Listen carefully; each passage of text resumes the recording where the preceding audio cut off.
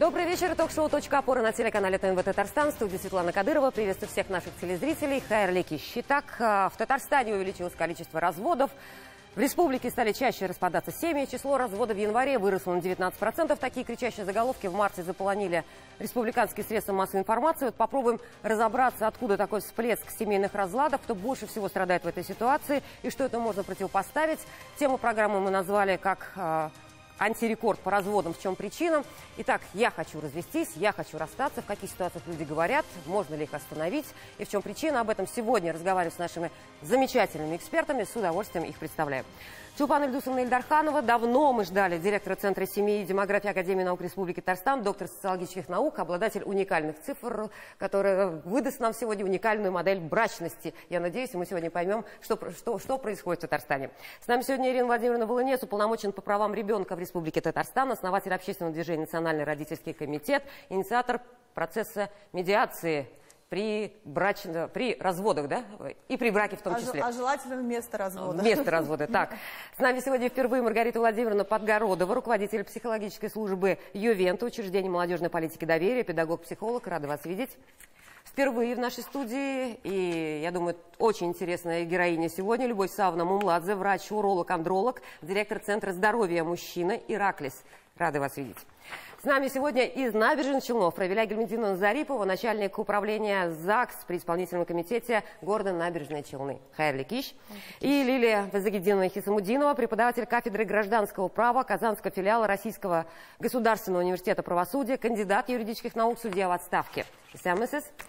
И на скайпе сегодня из Калининграда, в командировке она, Татьяна Ивановна Леонтьева, семейный психолог, генеральный директор Поволжской семейной академии УМАИ. Рады вас видеть. В Калининграде еще не вечер. Да. Слышим вас замечательно. Напоминаю, что мы работаем в прямом эфире в группе ТНВ ВКонтакте. Эксперты могут также выражать свою точку зрения кнопками на ваших пультах. Красный категорически не согласен, белый нейтрально, синий абсолютно поддерживаю. Для меня многозначительно, конечно, что сегодня тему разводов мы обсуждаем исключительно женским коллективом. Я не знаю, между нами девочками, что это будет, как это будет. Но, в общем-то, интересная история, да, что собрался женский коллектив на эту тему. Может быть, в чем-то действительно женщина рулит. И мы сегодня тоже в этом разберемся. Но предлагаю начать с опроса наших пользователей в социальных сетях. Интернет-аудитории ТНВ. В начале недели мы спросили, развод – это выход из семейного тупика? Большинство сказали «да». 45% респондентов. Это единственный выход. Нет, нужно терпеть ради детей. Этот вариант выбрали 36% опрошенных. Минимальное количество, но процентов все-таки 19. Нет семьи, нет проблем. Вот просто сейчас в качестве такого захода в программу, какой из вариантов ответа выбрали бы вы и как бы прокомментировали результаты интернет-опроса? Ирина Владимировна, вам никогда ничего не страшно? Давайте, какой вариант выбрали бы вы? Это комплимент был? Да, да. Я не жалко, да, все равно. На самом деле я уверена в том, что меня поддержат психологи, не говоря уже о демографах. Развод – это всегда не выход. Потому что может показаться, что это решение проблемы, но это бегство от этой проблемы, потому что в следующих отношениях проблема повторится, усугубится, но при этом останутся несчастные люди. Это дети, которые страдают прежде всего от развода. Это родители уже пожилые, которые переживают больше намного, чем мы. Это вторая половина, потому что, как правило, кто-то является инициатором, а второй страдает. Поэтому, конечно же, нужно приложить все усилия для того, чтобы сохранить семью. Я выступаю за это. Хорошо. Что скажет ЗАГС? Немножко спорный момент. Как говорят, все люди счастливы одинаково, несчастны по-разному. Говорить только, что развод – это решение проблемы, это не решение проблемы, наверное, не совсем правильно будет. Бывают случаи, например, просто уж говорю, там, поженились, влюбчивость была, быстро поженились, живут, но живут и ненавидят друг друга. В этом случае страдают тоже дети. Если каждый человек из них найдет свою половину в дальнейшем, то развод – это выход. Да, это тоже был бы выход. Как начальник ЗАГС, может, я не должна такое говорить, но на самом деле в жизни такие ситуации есть. Да, если в дальнейшем они создадут еще семьи, и еще у них появятся в семье дети. Если появятся более счастливые люди. Да, более счастливые люди, это тоже, я считаю, что был бы выход. Хорошо. Что говорят демографы? Я бы хотела обратиться к результатам всероссийского социологического опроса «Демографическое самочувствие», результаты которого показали, что 46% россиян, и среди них была значительная доля татарстанцев, считают, что сохранять семью с нелюбимым человеком, даже ради детей, они не согласны. Ну, кстати, вот посмотрите, как и 25% современных россиян считают, что развод – это норма. Но мы должны брать во внимание возраст тех самых опрошенных. И, конечно, ожидать от современной молодежи, рожденных в 2000-х годах, той модели брачно-семейного поведения, которая характерна для родившихся в 1970-х, кому сейчас около 50 лет, этого не стоит. Но вот эти самые 50-летние сегодня говорят о том, что сохраняли в большинстве случаев семью исключительно до совершеннолетия своих детей. А потом все равно разводились. Да. Интересные цифры. Что скажут психологи? Вы знаете, я во многом согласна с коллегами, и вопрос, который был задан интернет-аудитории, он все-таки слишком закрытый, на мой взгляд. Дело в том, что, конечно, однозначно сказать, что развод – это самый лучший выход, конечно, однозначно нет, да? Но и сохранять семью любой ценой – это тоже не выход. Почему? Потому что все семьи разные. Если мы возьмем такую вот категорию семей, где, извините, совершаются преступления, а такое тоже есть, тогда, конечно, развод здесь выход, потому что он может сохранить жизнь и здоровье детей, супруги, родителей. А если мы говорим о семье среднестатистической, где не сошлись характерами, где нет вот этого юридического аспекта, тогда, конечно, развод не нужно считать единственным выходом из ситуации. До развода нужно попробовать найти общие точки, заново влюбиться друг в друга. Поверьте, это возможно. Найти тот самый взгляд в одну сторону, как в пословице, да, то есть супруги не должны смотреть друг на друга, они должны смотреть в одну сторону. Это и есть счастливая семья. И вот здесь незаменима психологическая помощь и помощь медиатора. Немного добавлю, что в нашем центре мы оказываем не только психологическую помощь, но и проводим процедуру медиации. Сколько обращений за прошлый год? Обращений за прошлый год именно... Давайте по семейным, да? То есть по семейным вопросам. По семейным вопросам, вы знаете, я могу сказать так, что еженедельно, даже вот сейчас, минимум 2 обращения в неделю, 2-3, присутствуют. В прошлом году было примерно так же, то есть вот полной статистики у меня нет, да? Ну, на самом деле не очень много, да, мы понимаем, это уже люди, я так понимаю, либо отчаявшиеся, да? Нет, вы знаете, нет, здесь не так, то есть это именно пары, которые к нам приходят, совсем не все из них отчаявшиеся. Пытаются сохранить все-таки. Это в основном люди, которые хотят сохранить, а вот которые отчаявшиеся, это люди уже направляются судебными органами. Судебные. Вот сейчас ЗАГСом. Да. Сейчас мы тогда спросим Лилию Загидину. А вы вообще разводили людей? Как судья? Разводили. Как себя судья чувствует? Вот, я понимаю, что судья не должен чувствовать, да, руководствоваться исключительно фактами. Но как часто приходилось разводить? И как часто, может быть, вы как женщина в этой ситуации понимали, что, может, рано вам, ребят? Ну, судья тоже человек. И по своей практике я могу сказать, что... Конечно, разводятся в первую очередь те, у кого небольшой стаж семейной жизни, те, которые имеют стаж, те стороны судебного производства, которые имеют уже стаж 15-20 лет, они очень болезненно подходят вот к этому вопросу о расторжении брака. С точки зрения юридической и финансовой составляющей, имущественной, или болезненно все-таки с точки зрения чувств? Наверное, чувств, наверное, это привычка. Человек же привыкает в течение длительного времени, проживая с тем или иным человеком, да, привыкает к нему, привыкает, у них есть общие дети, у них общий интерес, у них общие компании сложились. И поэтому те, кто имеет уже более длительный стаж семейной жизни, они действительно болезненно к этому относятся, бывают и слезы. И все-таки у нас законодательство предоставляет ведь срок на примирение, которым судьи очень активно пользуются, хотя он и не такой большой. Хорошо, спасибо. Что в этой ситуации, как оценить результаты опроса и какой вариант выбрали бы врачи?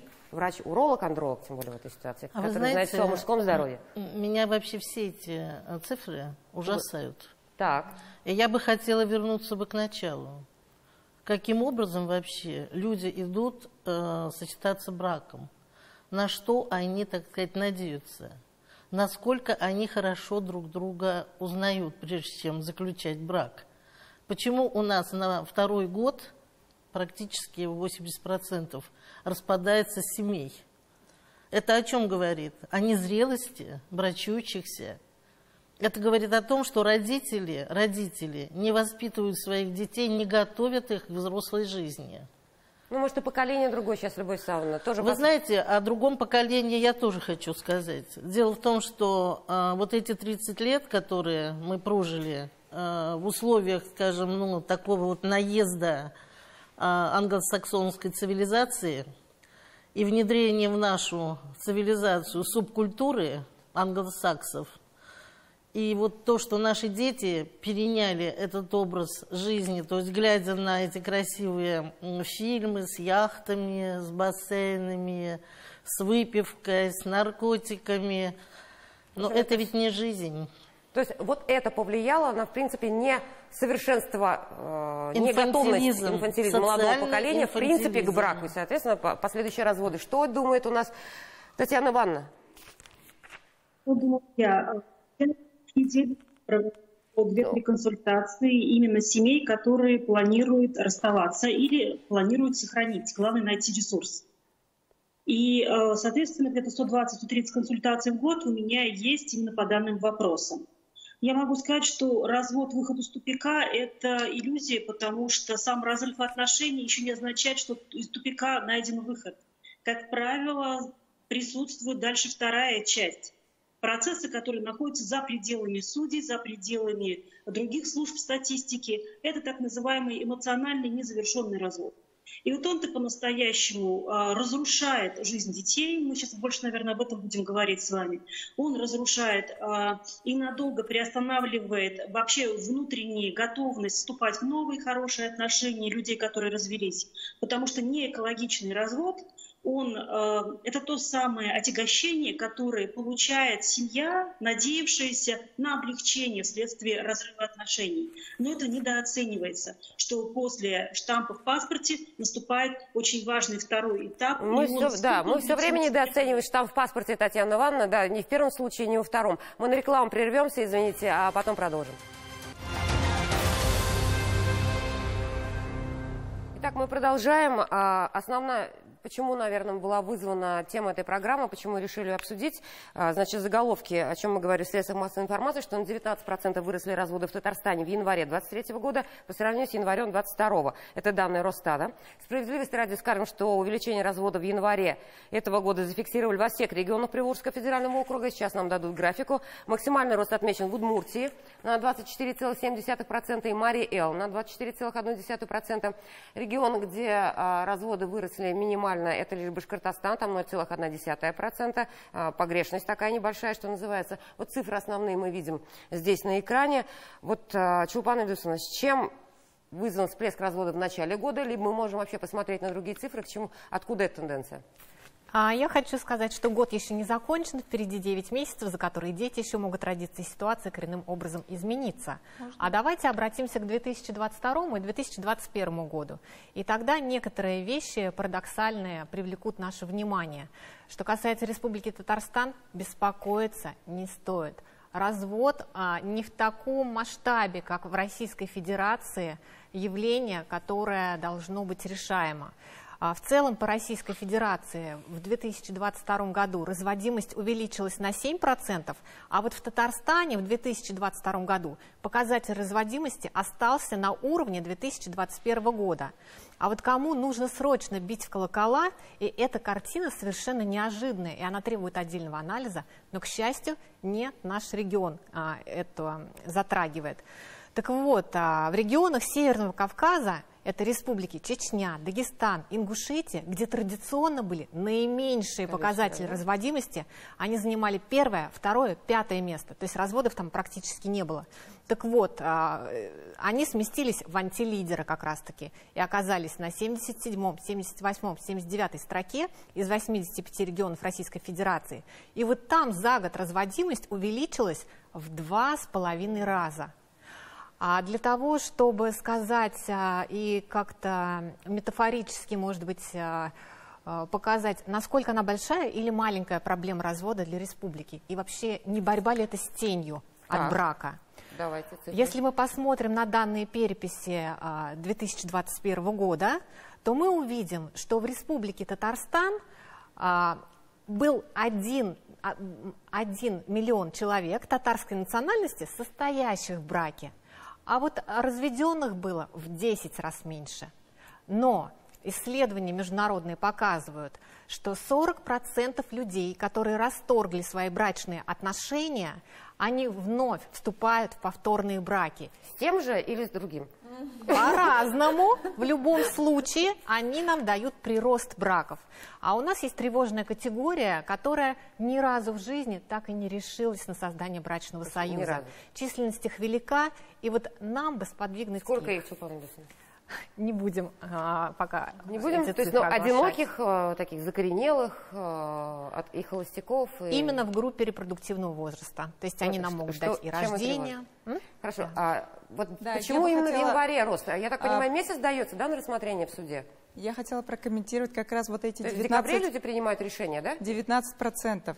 Это те люди, которые пришли в ЗАГС. Это количество актов гражданского состояния о расторжении брака. Пришли в ЗАГС, получили документ о расторжении брака. Но мы же говорим о распаде семьи. Распад семьи произошел намного раньше. Если даже самое ближайшее время смотреть, это полгода назад. Пока они исковое заявление в суд подали, пока суд дал на примирение 3 месяца, пока вынесли решение, решение вступило в законную силу, пришли в ЗАГС, вот это полгода. Распад семьи произошел уже не в январе месяце, полгода назад. У нас вот в 2022 году было оформлено расторжение брака по решениям суда там 96-го года, 97-го года. Расторгли брак, вместе жили, может не жили, какие-то юридические моменты возникают, там покупают квартиру, ипотека или там наследственные дела, они прибегают в ЗАГС, чтобы это уже окончательно юридически оформить. И вот я вдобавок хочу сказать, на самом деле у нас даже 10 лет, 20 лет, если проанализировать, нет таких всплесков по расторжению брака. Они в основном на одном уровне. И вот если по Челнам говорит, они порядка больше 2000. И 10 лет назад так и было, и сейчас оно 2000 семей в год? Да, 2000 разводов. Да. Если по республике смотреть, вот мы говорим, что оно увеличилось на 19%. Мало это или много, наверное, реальную картину дает на 1000 человек. Если мы переведем эту цифру, то на 1000 человек населения наш Татарстан, он как раз наоборот благоприятный. Там на 1000 населения 3,7 актовых записей выходит. Если по Российской Федерации 4,7. Давайте от цифр, да, ну понимаем сейчас, ну более-менее картина в среднем нейтральная, понятно, есть на что обратить внимание, сейчас Чулпан Ильюсовна сказала, да, про тех, кто никогда не желал, и те, кто разводится, но потом повторно женится. Но, слава богу, они дают нам еще и, учитывая репродуктивный возраст. В принципе, давайте попробуем на причины посмотреть. Любовь Савна, вот вы сейчас говорили о поколении Том, но разводятся и те, кому за 50, вот сейчас у нас в суде, да, то есть их очень много. У нас, кстати, графика потом, наверное, будет. Самый кризисный возраст брака с 5 до 9 лет, насколько я понимаю, да? Да. С 5 до 9 лет. Потом уже как-то не такие кризисные. С года до 10 Какие можно тревожные взять. факторы сегодня есть, Любовь Савна? Я хочу сказать, что вообще вот эти вот кризисные ситуации в любом браке, они возникают примерно каждые 4 года. И если пара... Бам 4 года, да, и... бам 4 либо года, он, еще либо бам она, 4 либо чего-нибудь, да? И если пара не справляется, да, возникает ситуация развода. Изучали в свое время упреки в семье, потому что, ну, мы знаем, что женщины очень любят упрекать мужей. Муж во всем виноват. Пилить. И, да, пилить. И ведро мусорное не вынес, и в магазин не сходил, и не помогает, и на диване лежит. Но, опять-таки, вот вступают в брак, не изучая физиологию мужчины, девушки. Так, что нужно посмотреть, а мужчины женятся, не изучая физиологию женщины. Так. Вступают в брак, абсолютно безграмотные в сексуальном плане. Вот как вступали 30 лет назад, так и сейчас? Нет. Либо сейчас образованнее, Любовь Александровна? Нет, сейчас изощреннее. Так, очень интересно. Да, потому что, к сожалению, сейчас девушки более, скажем... Раскрепощенные? И раскрепощенные, раз. И, во-вторых, очень мало девушек вступают в брак, будучи девственными. То есть мы уже об этом обсуждали, говорили неоднократно, что уже с 10-12 лет девочки, да, начинают жить половой жизнью. Ну, скажите, пожалуйста, как будет юноша к ней относиться? Когда, в общем-то, мы знаем, что все венценосные семьи всегда выдавали своих дочерей, чтобы они были девственными. Вы же знаете, что такое телегония, да? То есть это запечатление полового партнера в девушке. Вот сколько она раз была с разными мужчинами, столько фенотипически, то есть внешне, может народиться у нее детей, не похожих на мужа. К сожалению, да, это так. Почему при современном, в принципе, образовании, доступности, да, и сексуального образования, я не знаю, и сексологов и так далее, почему люди вступают в брак, и мы так понимаем, что физиология очень часто имеет и ключевую роль в том числе, да, почему до сих пор не хватает образования в этой сфере сексуального? Значит, вот смотрите, я всегда предлагала и предлагаю, и буду предлагать в каждом районе городском, да, в каждом райцентре нужно уже организовывать консультации по вопросам семьи и брака. Дети вступают в брак, вообще не понимая. То есть девочки хотят, чтобы был муж сразу богатый, при деньгах, да, но это же не всегда, он же тоже молодой, он тоже начинает только свою карьеру. Дальше родители, которые тоже сзади стоят за спиной девушки и ее, так сказать, стимулируют на определенные шаги. Почему, скажем, в нашей стране анекдоты про тещу самые ходовые? Ну, давайте вот подумаем.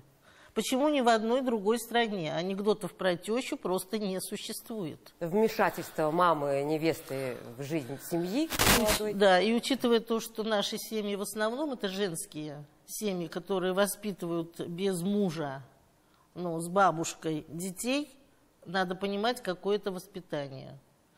Поэтому и парни вырастают очень зацикленные, очень неуверенные в себе, боящиеся ответственности. Эти парни, девушки вырастают уже готовые, так сказать, схватить, ну, поймать богатого. Да? Совершенно, абсолютно. Меняемся. То есть меняется модель брака сама по себе. Да. Какие еще тревожные факторы вот сегодня психологи могут зафиксировать? Ну вот что было там 30 лет, условно там 10 лет назад, а сегодня вот на ключевой фактор разводов, это не сошлись характерами, как это пишется, да, в суде чаще всего, я так понимаю, а, я не знаю, там сексуальные, вмешательство тещи. Ну, если опираться на наш опыт, скажу, что мы сотрудничаем с ЗАГСами города Казани, и основными причинами развода видим это зависимость. Алкогольная, наркотическая и так далее, да? Да, игровая еще. Игровая. Это измены. И это вот я 3 самые выделила, самые бросающиеся в глаза. Это нерешенный материальный вопрос. Причем, вот вы знаете, я сама ведь являюсь практикующим психологом и медиатором. И когда я вижу людей, разговариваю с ними, вот откровенно таких вот вульгарных девушек, вы знаете, я не вижу. Я вижу глубоко психологически травмированных людей, как девушек, так и молодых людей, так и их родителей, которые приходят, вот знаете, как вот за соломинку цепляются. Очень многие приходят сохранить семью, или же семья еще, ну, брак не зарегистрирован, но люди считают себя парой.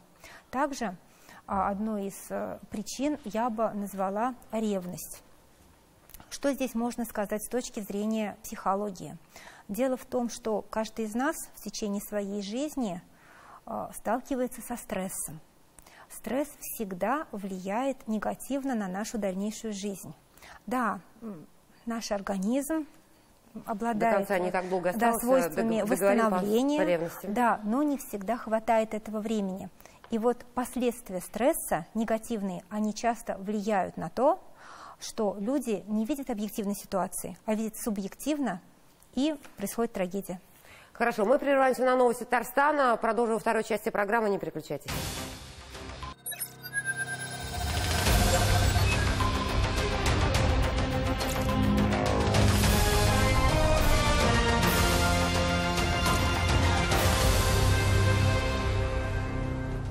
Продолжаем ток-шоу «Точка опоры» на телеканале ТНВ Татарстан. Тема сегодня антирекорды по разводам, причины. Так, еще с Толстого, да, у нас началось, что каждая счастливая семья счастлива по-своему, каждая несчастливая несчастлива по-своему. Тревожные факторы, причины. Вот Татьяна Ивановна хотела еще в первой части озвучить, да? На ваш взгляд, что сегодня выходит ключевым при принятии решения о разводе? Я хотела обратить статистику, что больше 50% всех разводов приходится на самом деле по статистике на семьи первого-второго года жизни. Это семьи, которые еще не имеют детей. И вот такие семьи находятся у нас в том числе на консультировании, какая там топовая четверка причин, по которым они разводятся. Первая причина – это финансы, то есть не договорились о том, по кому принадлежит, есть ли вообще общий бюджет, складываемся мы на что-то, не складываемся мы на что-то, купим мы, покупаем мы вместе, не договорились. Второе – это обязанности по дому, обычные тривиальные обязанности. Третье – это личные границы семьи, пресловутые вмешательства свекрови, тещи в жизнь семьи. В целом, все эти важные вопросы любая семья должна согласовать на первом-втором году жизни, потому что, как вот сказала коллега, их нужно будет обновлять каждые 3-4 года, потому что появляется либо новый член семьи, либо убавляется член семьи. Все это влияет на эти вопросы. Так вот, в чем причина, почему люди не могут договориться по этим вопросам, по которым договаривались наши родители, и мы в том числе? Я полагаю, что основная причина – это эмоциональная незрелость. Эмоциональная незрелость, которая выражается в том, что люди не могут признать, что кроме их точки зрения существует еще точка зрения другого человека, что необходимо прислушиваться и принимать другую позицию и договариваться. А если кто договорился, держаться этой позиции, о которой договорился. Так вот, тотальная эмоциональная безграмотность, эмоциональная незрелость приводит к тому, что наше поколение разводящихся являются недоговороспособными людьми. Им государство в лице мировых судей предоставляет возможность для переговоров, для примирения сторон, но инструмента у них нет. Они как не могли договариваться, так и не могут. Хорошо, спасибо. Как раз перешли к медиации, к той теме, которую Ирина Владимировна поднимала, да, о которой, в общем-то, часто мы говорим, и психологи об этом говорят, что остановить, в общем-то, саму процедуру и не доводить ее до штампа в паспорте, который теперь еще и не ставят, оказывается, в принципе, возможно. Что такое медиация, для чего она нужна? Ирина Владимировна, вы пробиваете, вы выходите с этой инициативы, пробиваете эту тему. Итак, если коротко, что это? Да, это процедура урегулирования конфликта. Не в суде, не в администрации, не товарищеский суд. Это досудебный порядок, так, либо вместо судебный вообще, в случае, если семью удается сохранить. Но даже в тех случаях, когда семья распадается, медиация помогает выйти с наименьшими потерями из этой ситуации всех членов семьи. Но я прежде всего о детях, потому что они страдают гораздо сильнее, чем взрослые. Ребенок переживает смерть семьи как такое страшное потрясение своей жизни. Он обвиняет себя. Ему кажется, что это с ним что-то не то, и поэтому папа ушел. Ну, обычно папа уходит, ребенок остается с мамой. И самое страшное, что может произойти, это прекращение общения ребенка с одним из родителей в качестве мести бывшему, в качестве вот такой разменной монеты. Да, это не про любовь. Поэтому, когда я предложила сделать медиацию обязательной, мы сейчас уже на протяжении нескольких лет направляем письма в суд, чтобы рекомендовать этот порядок. И можно по закону отказаться от прохождения медиации. Но что я подразумевала под обязательным порядком? Чтобы абсолютно каждому разводящемуся, у которого есть ребенок, было предложено пройти эту процедуру. Бесплатно. Конечно же, да, это дело добровольное. Платно, бесплатно, это уже дело техники, потому что можно на бесплатной основе предоставлять малообеспеченным слоям. У нас, например, и сейчас в Татарстане это бесплатно. У нас есть проект, который мы совместно с некоммерческой организацией Лига медиаторов Поволжья, проект под эгидой уполномоченного «Медиация в защиту детства». Как раз можно обратиться к нам в аппарат уполномоченного, мы направим семью, и очень высокий процент успешной реализации вот этого конфликта, разрешения конфликта. Поэтому люди не понимают, они путают медиацию и медитацию, говорят, а что это такое, это как йога. Это работа со специалистом, который имеет специальное образование. И даже если в случае, когда родители не общаются между собой, муж и жена, у них есть третья сторона, серьезный конфликт. Да, это переговорщик, который, общаясь с ними по отдельности, в итоге приводит к общему знаменателю, так что они в конце концов начинают общаться ради ребенка и сохраняют это общение пока, все время практически, когда уже в разводе. Но ребенок имеет возможность общения и с папой, и с мамой, и с родственниками, с обеих сторон, потому что это очень важно. Ребенок переживает это мучительно, когда его разлучают с папой или с мамой. Вот как судья, Лилия Зигмундовна, скажите, пожалуйста, вот медиация, насколько процедура, на ваш взгляд, может быть решением? Ну, в вопросах при расторжении брака, я думаю, что это вообще нужная процедура. Знаете, вообще судьи ведь, когда разъясняют права в начале судебного заседания, они разъясняют и о том, что предусмотрен порядок медиации. Но если это прямо отдельно под подпись, может быть, даже каким-то образом давать семьям, да, для сохранения семьи, было бы как обязательное, да? Ну, как обязательно, да, это было бы хорошо.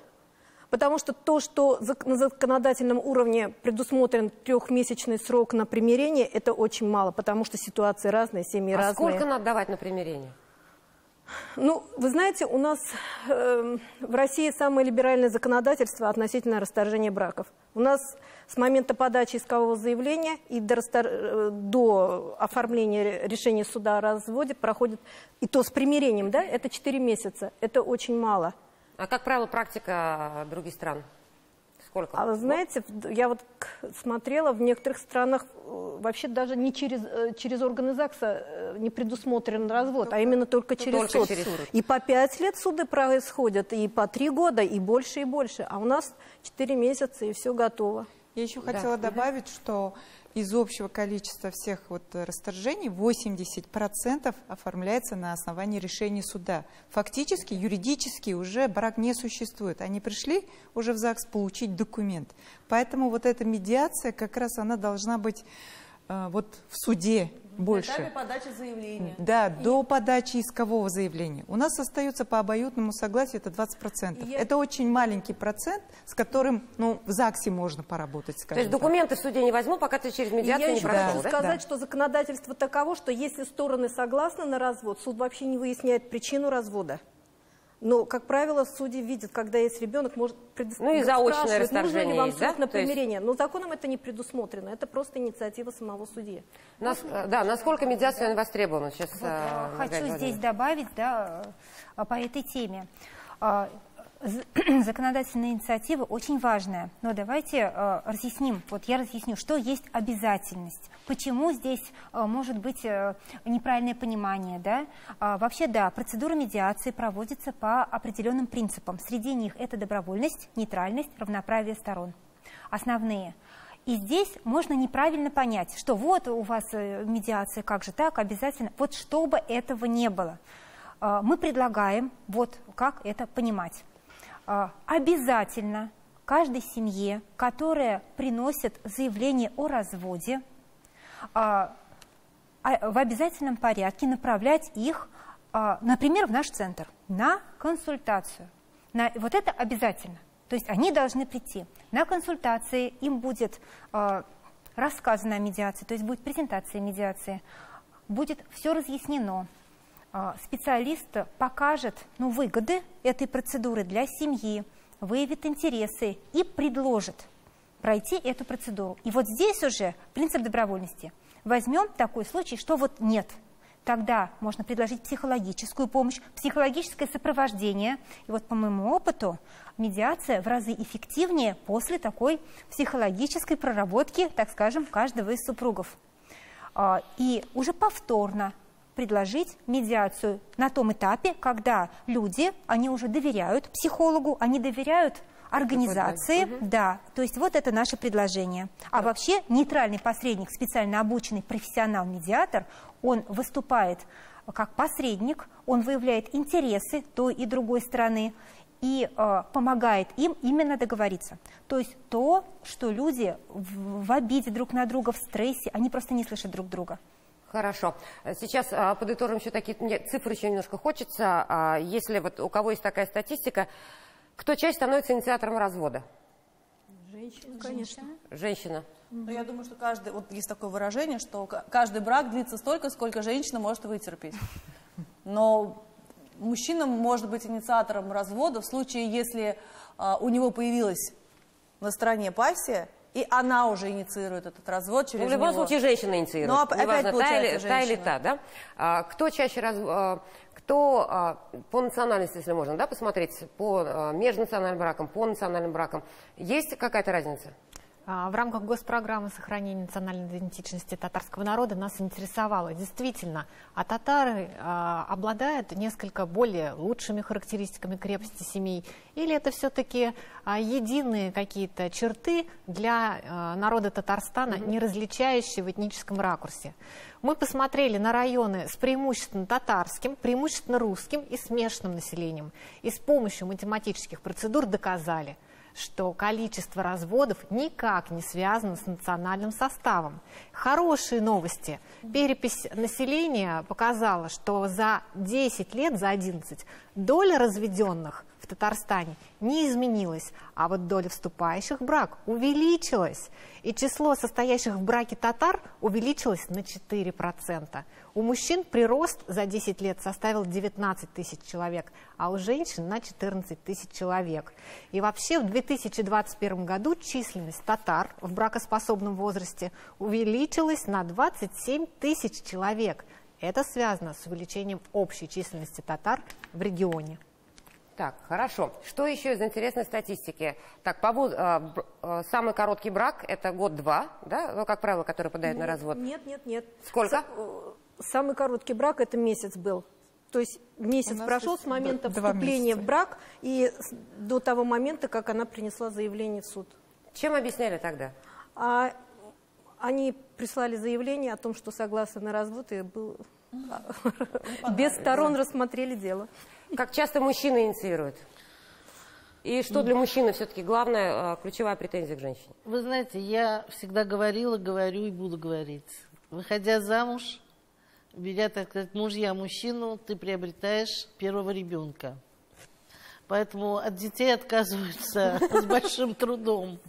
Но если у женщины повышенные требования к мужчине, а он не соответствует... Вы понимаете, обычно ведь вступают в брак молодыми. Ну хорошо, если у мужчины родители не олигархи, но где у него будет элитная машина, да, элитная квартира? То есть все-таки девушка должна в первую очередь понимать, любит она этого парня или нет. Видеть весь его потенциал и понимать, будет он министром или не будет. Мужчины довольно редко являются инициаторами, но являются. Объясняю как. Как? И почему. А потому что девушки тоже изменяют. Все-таки у мужчины ключевая измена. Измена на первом месте. Так. На втором месте это, скажем, неумение вести домашнее хозяйство. Да. Для мужчин все равно. Путь к сердцу лежит через его желудок. Неважно для каких мужчин, какого года и какого они года все рождения, любят вкусно покушать. Любят. Я скажу так. Значит, каждый мужчина любит, чтобы... в доме пахло щами и диван скрипел. Это вот золотое правило. И не от старости. Да, и не от старости. Поэтому, если этого условия нет, мужчина сбежит к другой женщине, которая будет его кормить, лелеять, холить, которая будет строить ему дом. Хорошо. Любовь Савовна, конечно, я думаю, что очень много сегодня развелось коучей, тренеров, психологов в интернете и так далее, которые бы просто вам сказали, ну, что вы говорите, что вы несете? Простите, женщина уникальна, достойна, почему она должна подстраиваться, где-то я даже соглашусь в каких-то вещах.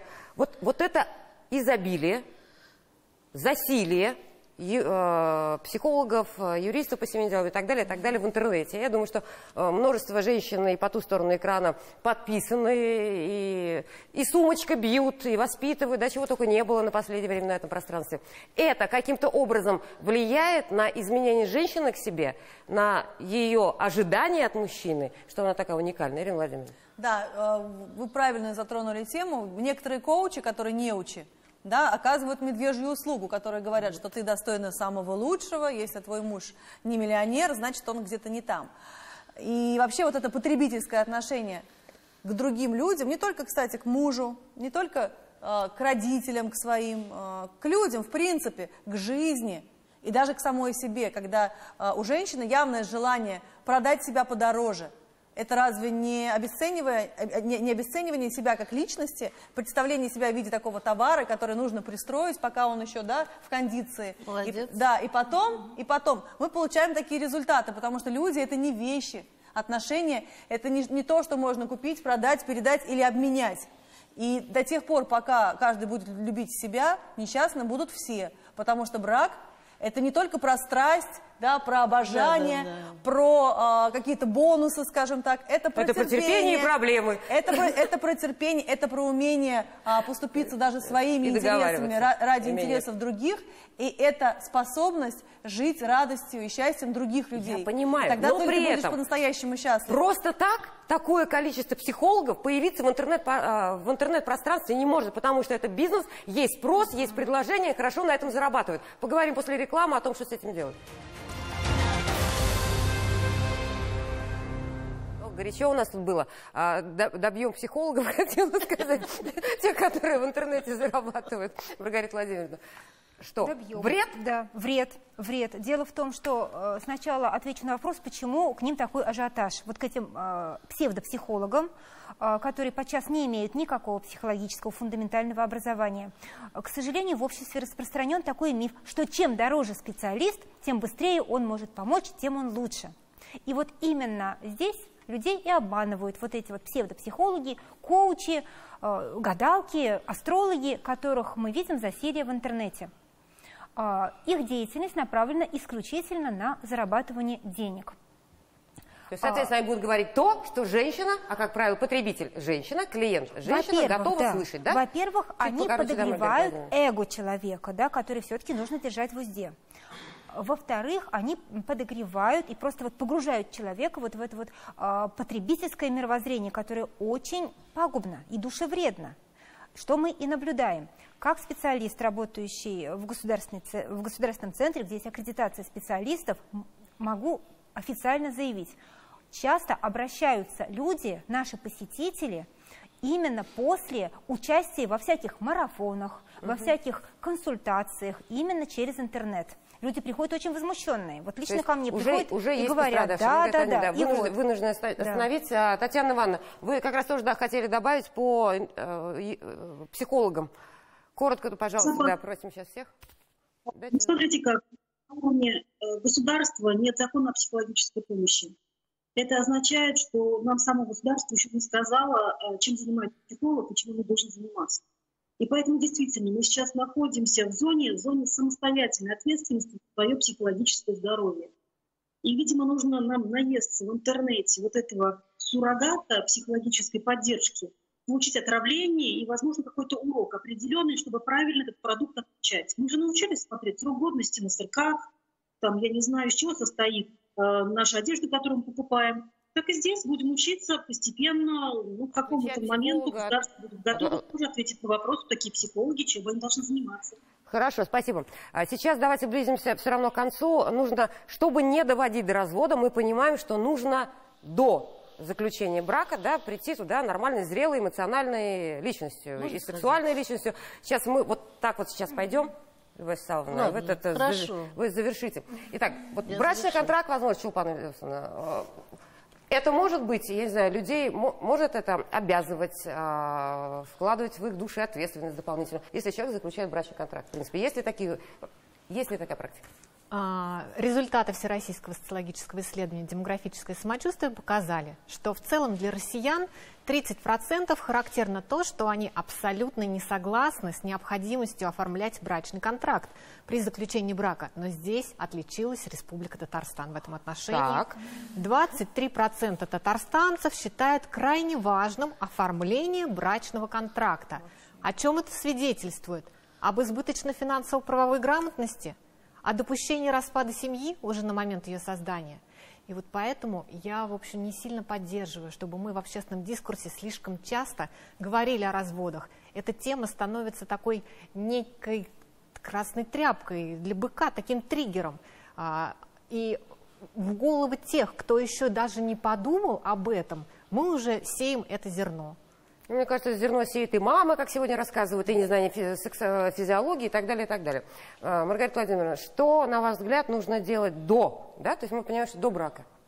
То есть нам нужно семью готовить к браку, а не к разводу, да? Вот как правильно было сегодня сказано, конечно, роль родителей, она бесценная, она основополагающая. И если человек живет в таком мировоззрении, вот скажу, мудрость, да, что возлюби ближнего своего так, как ты любишь себя. То есть только тогда человек готов к здоровым отношениям, к уважению и самоуважению. Можно сказать по-другому. Относись к другим так, как хочешь, чтобы относились именно к тебе. То есть построить семью без взаимного уважения, без ценности как себя, так и другого, это невозможно. На модели общества потребления, невозможна семья. Это так и будет постоянно. Сошлись, разошлись, сошлись, разошлись. И как в анекдоте. Я 5 раз была замужем, и все 5 удачно. Вот. Хорошо. Что считает ЗАГС? Каким образом мы можем сейчас, точнее даже вы в этой ситуации, можете повлиять на добрачные, скажем так, отношения, чтобы люди пришли в брак, не брачными, когда люди придут в брак, до брака дойдут, это уже будет поздно. Я считаю, что вот эти семейные ценности мы должны воспитывать уже с пеленок и в первую очередь в семье. Вот наши родители, нас 6 в семье, да, это вот как бы для нас пример. Нам не читали никакие лекции, как жить, как мы на их примере воспитывались. Но сейчас много разведенных родителей. И на чьем примере в этой ситуации воспитываются дети? Ну, в любом случае, как мы уже говорили,